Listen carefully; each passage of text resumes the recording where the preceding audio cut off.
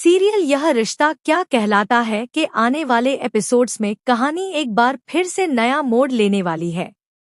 अंशुमान की मौत का इल्जाम लगने के बाद अभीरा की दुनिया पूरी तरह से बिखर गई थी।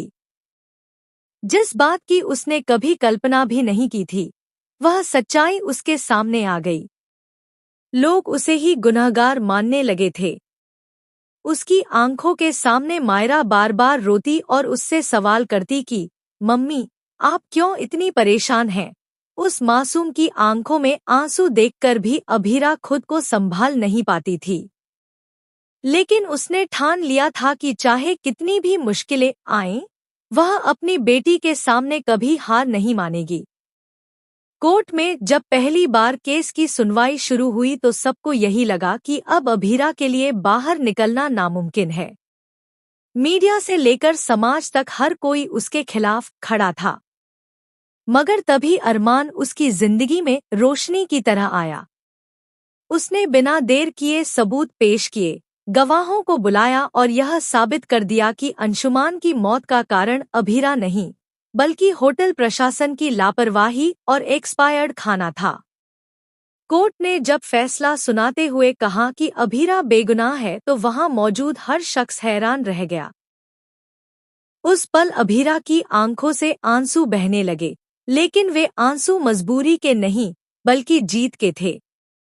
जब वह अरमान के साथ पोतदार हाउस पहुंची तो दादी सा ने पूरे दिल से उसका स्वागत किया।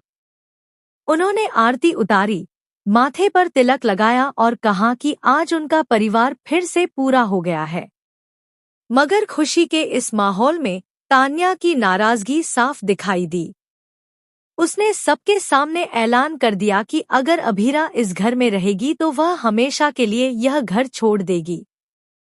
उसकी बात सुनकर एक पल के लिए सन्नाटा छा गया।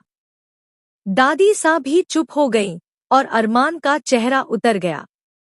तभी अभीरा ने खुद को संभाला और तान्या को जवाब देते हुए कहा कि वह यहाँ किसी की जगह लेने नहीं आई, नहीं किसी को दुख पहुँचाने का इरादा रखती है। वह तो सिर्फ दादी सा और परिवार से मिलने आई थी।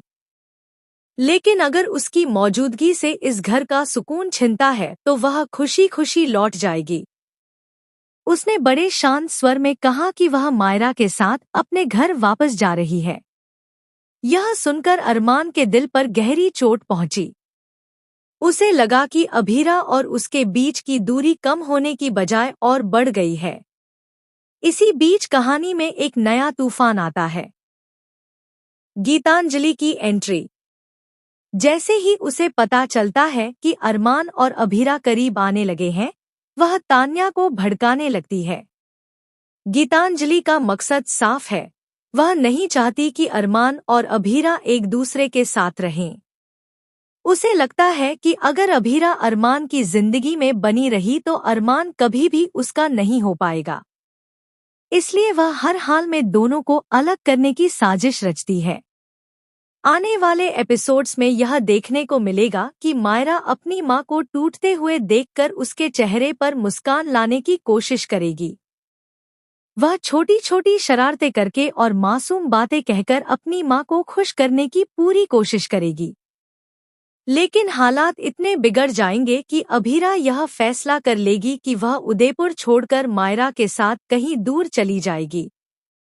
उसे लगता है कि जब तक वह यहाँ है, अरमान और पूरे परिवार को परेशानी होगी।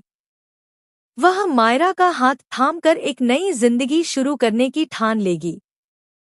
उसके दिल में यही ख्याल होगा कि अब उसे अपनी बेटी के लिए एक सुरक्षित और शांत माहौल बनाना है ताकि मायरा पुरानी कड़वी यादों से दूर रह सके। लेकिन अरमान के दिल में अब भी एक उम्मीद बाकी है।